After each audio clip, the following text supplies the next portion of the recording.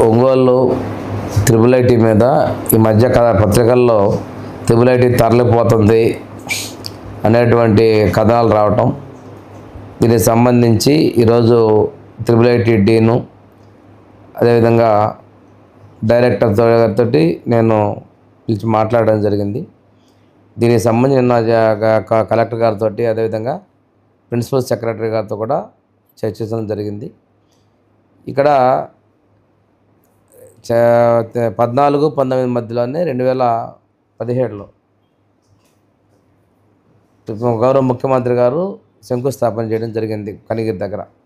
తర్వాత ప్రభుత్వం దాన్ని పూర్తిగా గాలికి వదిలేయడం వల్ల వాళ్ళే ఒంగోలులో 2 క్యాంపస్ల్లో కళాశాలని ఏర్పాటు చేయడం జరిగింది. ఆ రోజు కానీ బిల్డింగ్లు పూర్తయింటే ఈరోజు ఈ పరిస్థితి వచ్చేది కాదు, నిర్మాణాలు చేపట్టుంటే. కానీ ఈ రోజున ఏదైతే రావణ్ నాయుడు కాలేజీలో ఉన్నటువంటి 1100 మంది విద్యార్థులకి ఆ కాలేజీ యాజమాన్యం లీజుకు నిరాకరిస్తున్నందున ఈ యూనివర్సిటీ ఒక నిర్ణయం తీసుకుంది. ఫస్ట్ ఇయర్ ఇంజనీరింగ్కి వచ్చేటువంటి పిల్లల్ని ఈ రావణ్ నాయుడు కాకుండా ఇడుపులపాయలోనే కొనసాగించుకునేటట్టుగా, ఏదైతే ఎస్ఎస్ఎన్ ఇంజనీరింగ్ కాలేజీలో సెకండ్ ఇయర్ నుంచి ఫైనల్ ఇయర్ కొనసాగుతున్నదో అది యథాతథంగా కొనసాగే విధంగా యూనివర్సిటీ నిర్ణయం తీసుకుంది. దీనివలన విద్యార్థులకు కానీ ఎవరికి కూడా ఎటువంటి అసౌకర్యం లేదు. వాళ్ళు ఇంటర్తో పాటు ఫస్ట్ ఇయర్ ఇంజనీరింగ్ కూడా ఇడుపులపాయలో కొనసాగించుకుంటారు. ఇప్పుడు ఫస్ట్ ఇయర్ మాత్రమే రావణ్ నాయుడులో చదువుకొని second year, third year, final ఇయర్కి విద్యార్థులు ఎస్ఎస్ఎన్ క్యాంపస్లోకి షిఫ్ట్ అవుతున్నారు.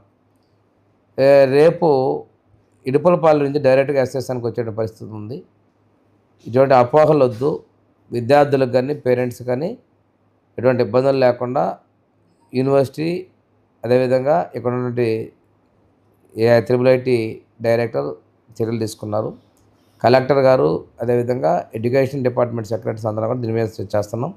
ఇంకా ఏదైనా ఆల్టర్నేట్ సోర్సెస్ కూడా ఉన్నా పరిశీలన చేసేదానికి చూస్తున్నాం. ప్రస్తుతం అయితే త్రిబుల్ ఐటీ ఇక్కడి నుంచి ఎటువంటి తరలిపోవట్లేదు. మీడియా కూడా ఇటువంటి అసత్య కథనాలని మీరు ప్రసారం చేయొద్దని చెప్పి నేను వాళ్ళకి కూడా రిక్వెస్ట్ చేస్తున్నాను.